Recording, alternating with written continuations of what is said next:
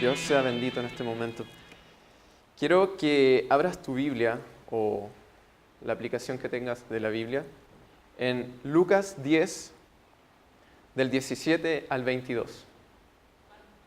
Lucas 10, capítulo 10, versículos del 17 al 22. O si también se puede proyectar, ¿no? Andrea no, se fue.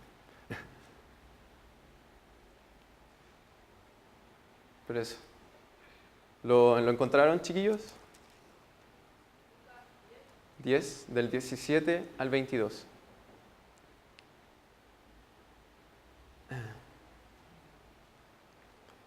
Dice así: Volvieron los 70 con gozo, diciendo: Señor, aún los demonios se nos sujetan en tu nombre.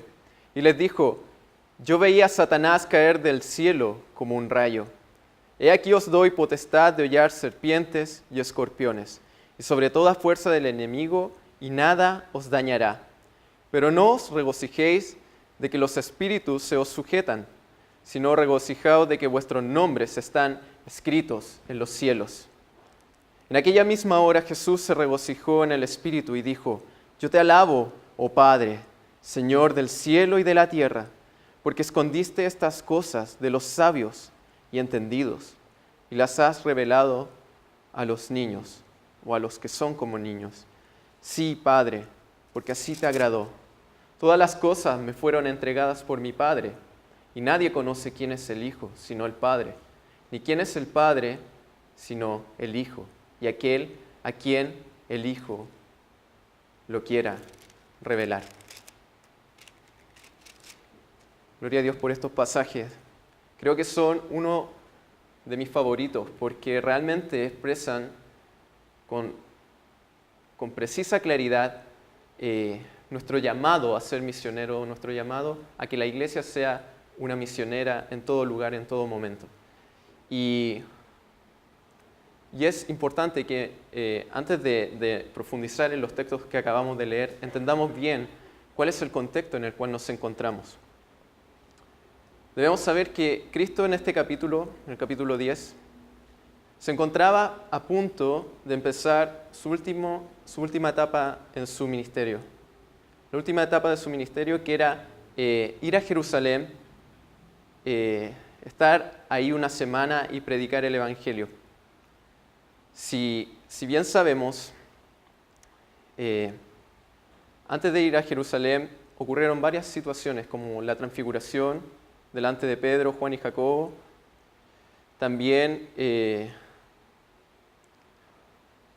la manifestación de Cristo a sus discípulos de que Él iba a ser entregado a los hombres, iba a ser desechado, iba a ser muerto en una cruz por ellos. Aunque ellos no lo entendían, Cristo sí les estaba explicando lo que iba a tener que padecer. Y en este momento estamos en este lugar. Cristo está a punto de emprender su viaje hacia Jerusalén y está, no sé si angustiado, pero sí con un llamado urgente a que el Evangelio tiene que ser predicado. Cristo en estos pasajes, podemos ver desde los versículos 1 y 2 del mismo capítulo 10, dice: Después de estas cosas designó el Señor también a otros 70. Estos 70 eran los que habíamos leído que habían regresado con gozo. Ya, dice, designó el Señor también a otros 70, a quienes envió de dos en dos, delante de él a toda ciudad y lugar a donde él había de ir. Y les decía: la mies a la verdad es mucha, mas los obreros pocos. Por tanto, rogad al Señor de la mies que envíe obreros a su mies. Id, he aquí yo os envío como corderos en medio de lobos. No llevéis bolsa ni alforja, ni calzado, y a nadie saludéis por el camino. ¿Qué está haciendo aquí Cristo? Es interesante ver que Él no le está contando la parte bonita. Él no le está dando un mensaje inspirador o motivador a sus discípulos diciendo: vayan y prediquen el Evangelio, porque van a pasar muchas cosas increíbles, ustedes van a ver milagros, señales, todo tipo de cosas, sino que Cristo le está diciendo: tienen que ir a un lugar donde el trabajo es arduo. Dice que la mies es mucha y los obreros son pocos. Es decir, que urge este llamado a estar comunicando el Evangelio a otras personas.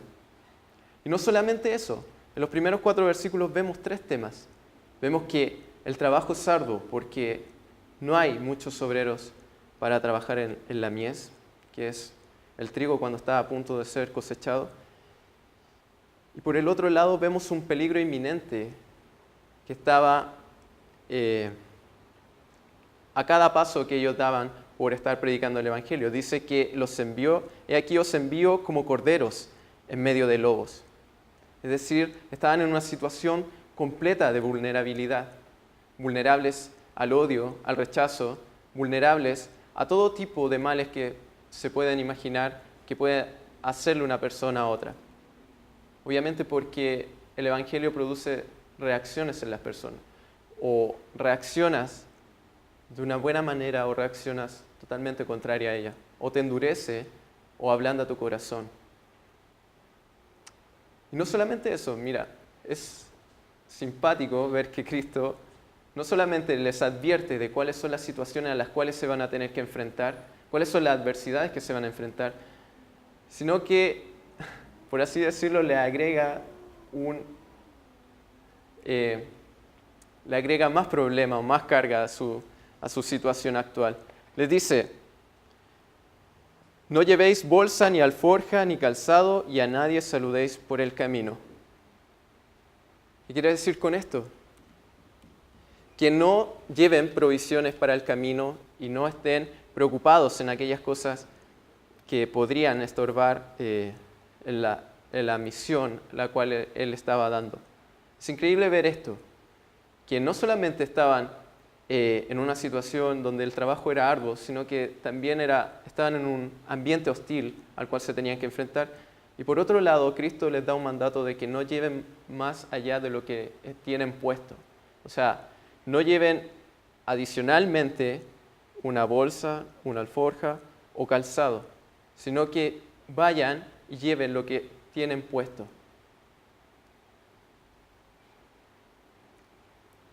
Podemos ver que pareciera irónico lo que Cristo está haciendo, porque en vez de solucionar o de mejorar la situación, Él está poniendo, por así decirlo, un poco más de trancas o de peso a lo que tenían que hacer. Pero no es lo que está haciendo Cristo, sino que Cristo está conectando sus corazones con Dios mismo para que ellos puedan entender la provisión y el cuidado paternal que tiene Dios con ellos. No necesitas estar en una situación cómoda, agradable, para predicar el Evangelio. ¿Por qué? Porque es Dios quien está en medio de ti cuidando y solucionando las cosas que puedan venir en el momento. No necesitas estar, que lo que había dicho recién, en un ambiente agradable. No necesitas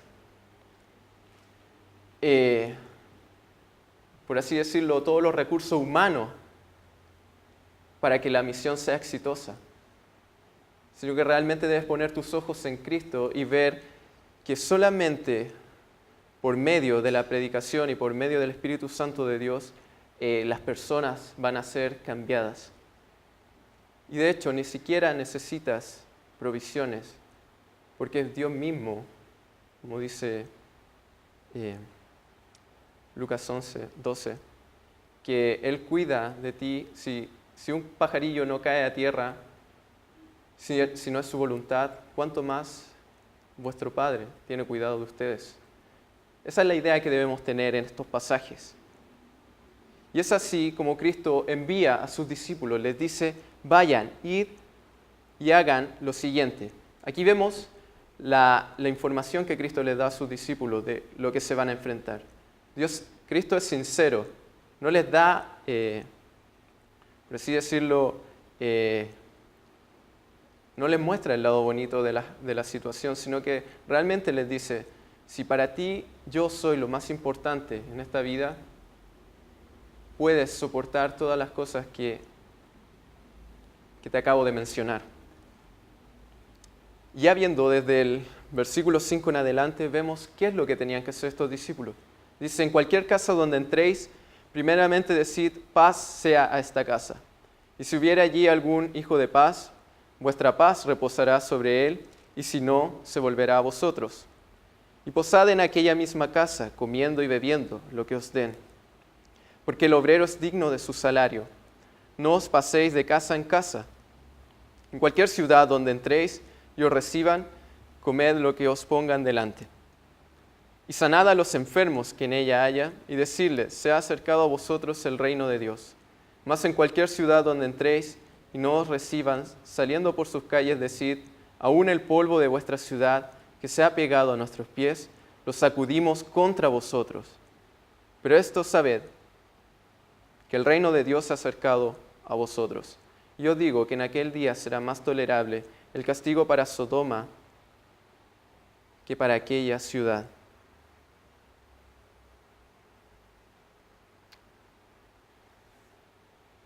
En esto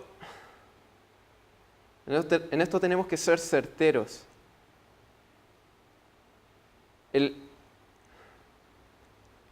Hay dos cosas que suceden en este pasaje, o los pasajes que acabamos de leer del 5 en adelante. O iban a ser bien recibidos en la ciudad, o iban a ser desechados por la gente que estaba ahí. Pero no solo eso, si en el caso de que ellos fueran bien recibidos, iban a tener que decir paz a la casa a la cual ellos se acercaran. Y si había un hijo de paz, se iban a quedar ahí, iban a tener su centro de operaciones, por así decirlo, donde iban a extender el evangelio a cada ciudad. Y esto nos permite ver el plan de Dios y el corazón de Dios hacia la humanidad. En esto nos dice como vayan y si les parece bien un lugar donde noten que hay personas que son en un cierto sentido buenas o en un cierto sentido que están más dispuestas a escuchar el Evangelio, vayan, entren a esa ciudad y prediquen. Cristo le está diciendo en estos pasajes que a todas las ciudades que vayan, no se fijen en el tipo de personas que hay ahí. Pero obviamente si en la situación que llegado el momento ya no quisieran recibir el Evangelio de Dios o la proclamación del reino, que es lo que los pasajes nos hablan, de que el reino de Dios se ha acercado, si ellos no quieren escuchar eso, lamentablemente no hay otra solución para ellos que decir que el polvo, que ni aun el polvo de nuestros pies nos quedamos de esta ciudad, sino que lo sacudimos contra nosotros. Y muchas veces pensamos que Dios es intolerante en este sentido por estar diciendo estas cosas. Pero realmente Dios estaba dando la oportunidad y el evangelio a las personas para que vinieran y se convirtieran. La predicación del evangelio es sincera. No podemos estar pensando como hipercalvinistas que Dios expresa amor solamente a sus escogidos. Obviamente hay un amor a sus escogidos de distinto, de un amor profundo, sincero, pero también hay un amor y un llamado a aquellas personas que incluso no van a creer en Él. Y es de hecho, incluso ni siquiera cuando está proclamando la maldición, es para como que la cosa se termina ahí, sino que realmente está mostrándole la severidad que va a alcanzar esa ciudad si no llegan a arrepentirse. No puede haber bendición o buenas cosas para la gente si no están creyendo en el Evangelio. E incluso aquellas buenas cosas que creen que están recibiendo no van a ser de utilidad o no van a tener ningún peso, no van a ser satisfacción para sus vidas, porque realmente no están poniendo su vida en la fuente de la vida eterna. Y como dice el versículo 12, dice, yo digo que en aquel día será más tolerable el castigo para Sodoma que para aquella ciudad. Luego dice, ay de ti, Corazín, ay de ti, Betsaida, que en Tiro y en Sidón se hubieran hecho los milagros que se han hecho en vosotras, tiempo ha que sentadas en silicio y ceniza se habrían arrepentido. Por tanto, en el juicio será más tolerable el castigo para Tiro y Sidón que para vosotras. Y tú, Capernaum, que hasta los cielos eres levantada, hasta el Hades serás abatida. El que a vosotros oye, a mí me oye, y el que a vosotros desecha, a mí me desecha, y el que me desecha a mí, desecha al que me envió.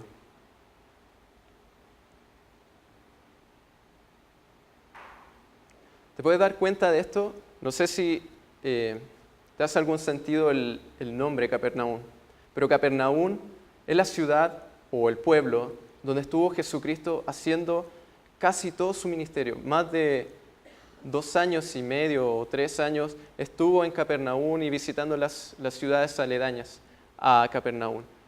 Y Capernaum fue testigo de todos los milagros que Cristo hizo en su ministerio. Si tú has podido leer los evangelios, puedes ver que muchas cosas se hicieron ahí, desde sanar cojos, ciegos, enfermos, expulsar demonios. Si tú quieres pensar que hubo un pueblo en el cual vio todas las evidencias para comprobar que Dios es real, que Dios es poderoso, que Dios puede salvar, esa es Capernaum. Y si tú ves esto y te preguntas, ¿qué pasó en este lugar? ¿Por qué, si habiendo tanta evidencia, si habiendo tanto manifestar de Dios en esa ciudad, si habiendo Jesús dedicado la mayor parte de su vida a esas ciudades, ¿por qué había gente que no le creía? Y de verdad que no le creía, porque incluso en la ciudad de Galilea, donde él se crió, la gente lo tomaba por loco o por no sé, que ya te oiremos, o lo dejaba siempre para otro día y desechaba el mensaje de salvación. ¿Qué puede pasar en este momento? ¿Cuál es el problema del hombre? ¿Cuál es el problema del hombre en estas situaciones? ¿Es un problema de evidencias? ¿Necesitas que Dios se te presente hoy día en una forma visible, audible, como para que tú puedas recién estar diciendo, ahora sí puedo creer en el poder de Dios, o puedo creer en que hay un Dios que hizo los cielos y la tierra? Ese es el problema del ateísmo, que en lo profundo de los corazones de ellos no quieren a Dios, no les interesa a Dios. Y si en algún momento les llegase a interesar, sería solamente para saciar sus propios caprichos o para saciar sus propias conciencias, acallar sus conciencias. Y esto es importante a saber, porque cuando nosotros nos encontramos en una situación donde tenemos que llevar a otras personas a Cristo, no lo vamos a hacer con el poder convincente que tengan nuestras palabras o por lo bien armado que esté en nuestra palabrería o lo que nosotros podamos decirle a la otra persona. De verdad, si hubo una ciudad, como recientemente decía, que vio el poder de Dios, que vio al Hijo del Hombre caminar en medio de ellos, sanar enfermos, resucitar muertos, hacer todo tipo de milagros y señales, esa fue Capernaum o Corazín y Betsaida. Y aquí es donde surge la pregunta, ¿qué debemos hacer con esto? Si realmente nuestro corazón está tan endurecido que ni aún el mismo Dios caminando en medio de nosotros no nos pudo sacar de esa incredulidad o esa dureza de corazón, ¿qué puede hacer que nosotros realmente vayamos y nos rindamos delante de Dios cada día? Porque es obvio, tú puedes ver un milagro y puedes en el momento decir, oh sí, Dios es creíble, Dios es alguien en cual puedo confiar. Pero si no está el Espíritu Santo obrando en tu vida, el otro día vas a estar igual de seco, de vacío, rechazando, incluso negando aquellas cosas que Dios ya había hecho anteriormente contigo. Qué increíble es esto.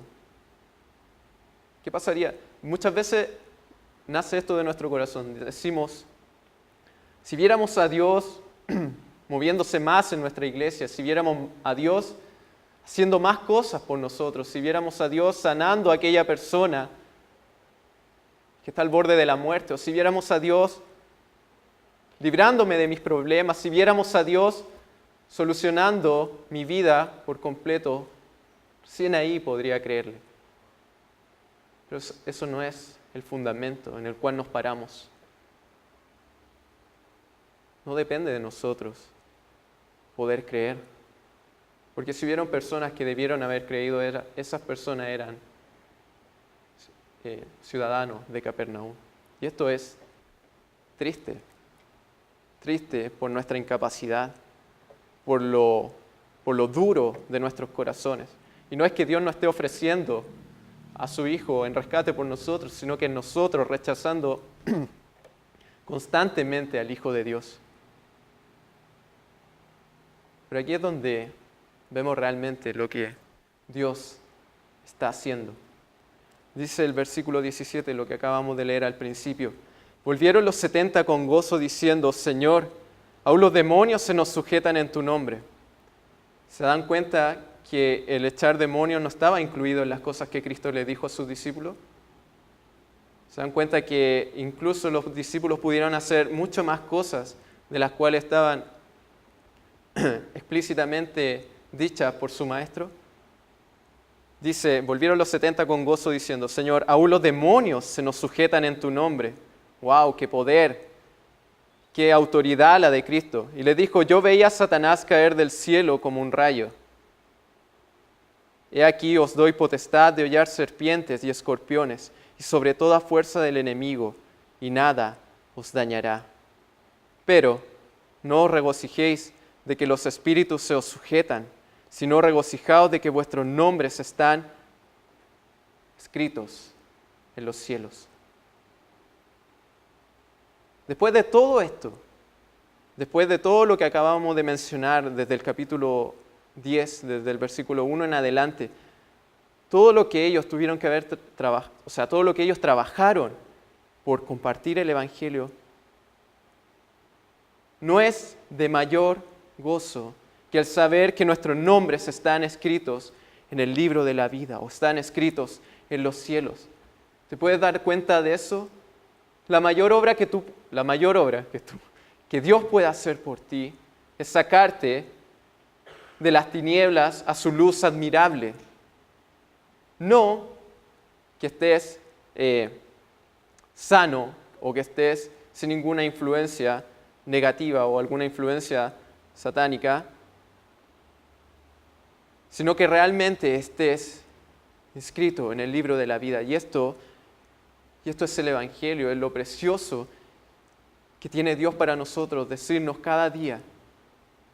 No vas a poder gozarte, no vas a poder llevar tu vida día a día, no vas a poder servirme, no vas a poder caminar conmigo si no te estás gozando en que yo un día morí por ti y di mi vida en rescate por la tuya. No vas a poder caminar si no estás entendiendo el Evangelio de que es el mismo quien abrió tus ojos, quien quitó tu ceguera, que quitó la sordera espiritual que había en tu vida. Si no está ese gozo morando en ti, si no está ese gozo manifestándose cada día, es posible que termines tu vida encaminándola hacia cualquier lado. Porque el gozarse en que tu nombre está escrito en los cielos involucra muchas cosas. Involucra que realmente estás confiando no en tus obras, sino que realmente en que Cristo dio el pago perfecto y dijo, consumado es. Decir que tu nombre está escrito en el libro de la vida, que está escrito en los cielos, da a entender de que aún lo mejor que hayas hecho en tu vida, aún cuando hayas tenido, no sé, lo que hacían estos discípulos, estos 70 o 72 discípulos, echar fuera demonios, sanar personas, predicar y que les creyeran, todas esas cosas pueden ser simplemente manifestaciones externas del Espíritu Santo,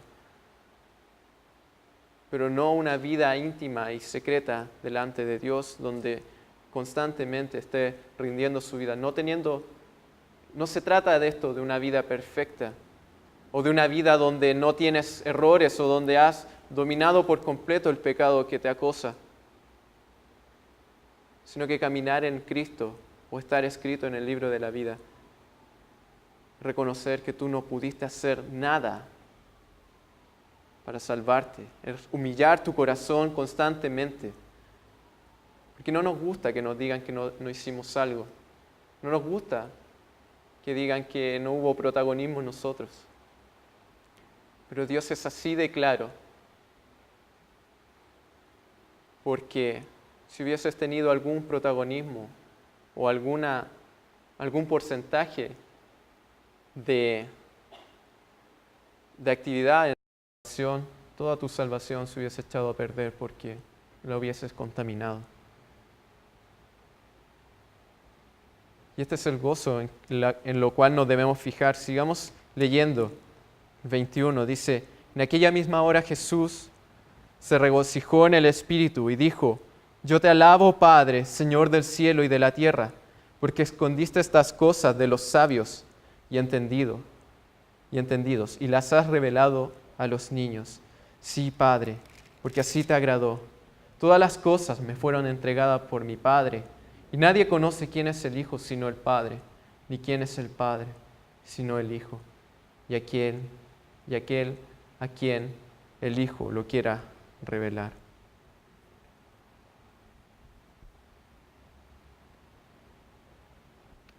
¿Puedes ver esto? ¿Sabes? Uno de los pasajes que explícitamente dice que Cristo se gozó es este. No hay mucho registro en la Biblia donde diga explícitamente que Cristo se haya regocijado o que de un momento a otro estuviese hablando y hubiese experimentado el gozo del Espíritu de Dios. Y es en esta situación donde Cristo realmente, viendo todas las cosas anteriores, viendo la perversión del hombre, viendo la mundanalidad en que se encuentra cada ciudad, viendo cómo hay oposición y actividad demoníaca en cada ciudad, como lo expresaban los apóstoles los discípulos que acababan de llegar, que aún los demonios se sujetaban a ellos por la autoridad de Cristo. Aún todas esas cosas, viendo un mundo cayéndose de una forma tan vil, de una forma tan hipócrita muchas veces, donde la gente se cree buena, sabiendo que internamente no son buenos. A pesar de todas estas cosas, Cristo de un momento a otro dice, o en esa misma hora dice, se regocijó en el Espíritu y dijo, yo te alabo, Padre, Señor del cielo y de la tierra, porque escondiste. Qué extraño que se esté gozando porque escondió ciertas cosas de los sabios y entendidos y las has revelado a los niños. Sí, Padre, porque así te agradó. Esto derrumba toda intención nuestra de decir que hemos sido nosotros los que hemos venido a Cristo, o que hemos sido nosotros los que hemos aceptado el Evangelio.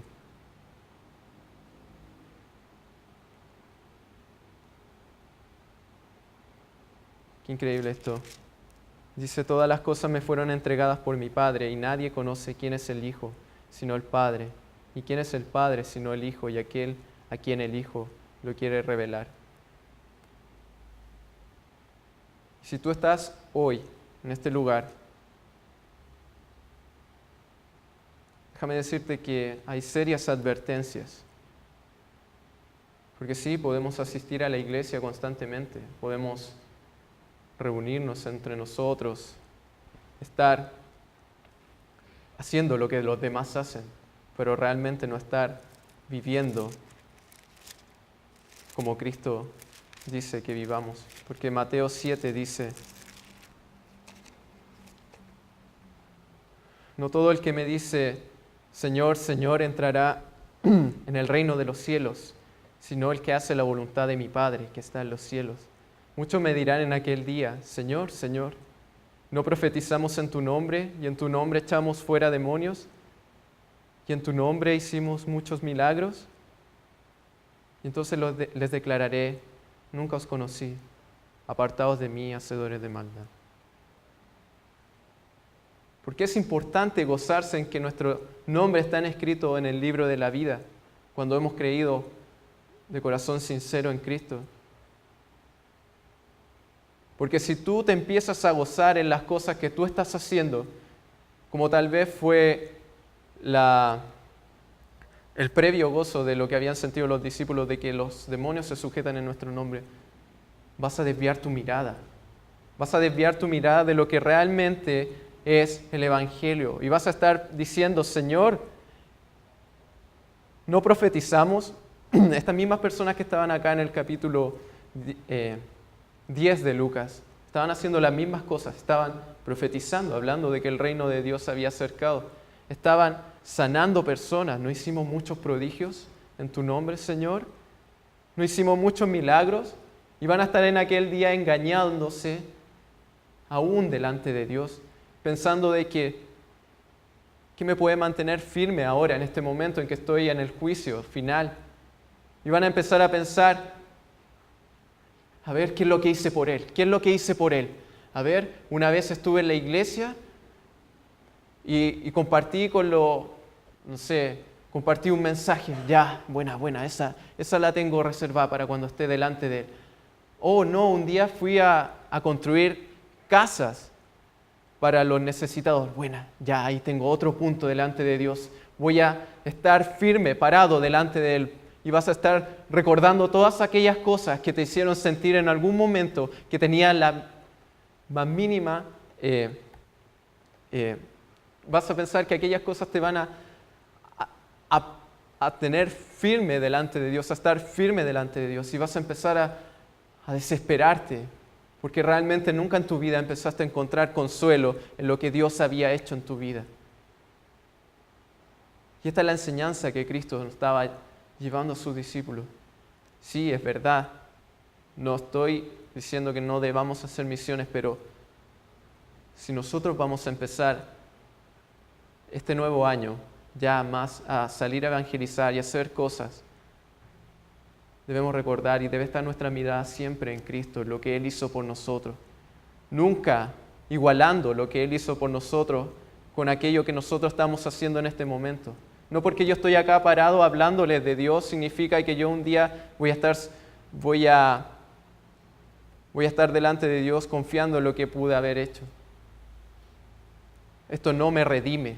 Estar aquí parado delante de ustedes no me redime. No me redime estar cada domingo tocando la guitarra, llevando la adoración. No me redime lo que yo pueda hacer por ustedes. Ni lo redime a ustedes lo que puedan hacer por mí. Y eso es elemental en nuestra vida. Mantener firme y pura la fe en el Hijo de Dios. Mantener firme lo que un día Él hizo por nosotros y no en nuestras obras, no en nuestras fuerzas. Sí, es verdad, como dice Efesios 2, que no fuimos salvos por obras, pero sí fuimos salvos para buenas obras. Y esas obras son producidas de fe en fe. No hay otra manera en la cual nosotros podamos ser santificados. De la misma forma en que somos justificados por fe, vamos a ir siendo santificados de fe en fe. O como dice 2 de Pedro 1, 10. Se me perdió.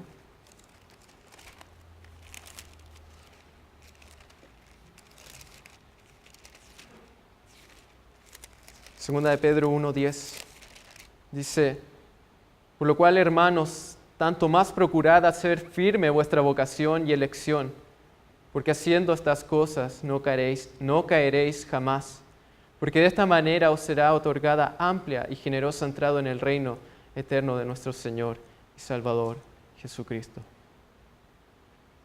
Haced firme vuestra vocación. Vocación es llamado interno. El momento en que fue predicada la palabra en ti, hubo una respuesta interna tuya hacia Él. Y elección. que Él nos haya elegido a nosotros, porque haciendo estas cosas no caeréis jamás. Porque de esta manera os será otorgada amplia y generosa entrada en el reino eterno de nuestro Señor y Salvador Jesucristo. Y en esto es lo que nos afirmamos y lo que debe estar puesta siempre nuestra mirada, porque es fácil desviarla de cualquier forma, haciendo cosas malas o haciendo las cosas muy bien. De las dos formas tú te puedes estar deslizando en un camino que no te está llevando en Cristo y para Cristo.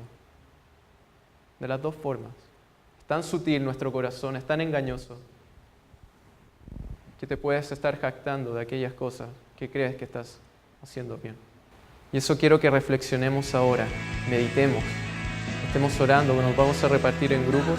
Pido que los líderes se puedan poner aquí adelante. Se te puede formar.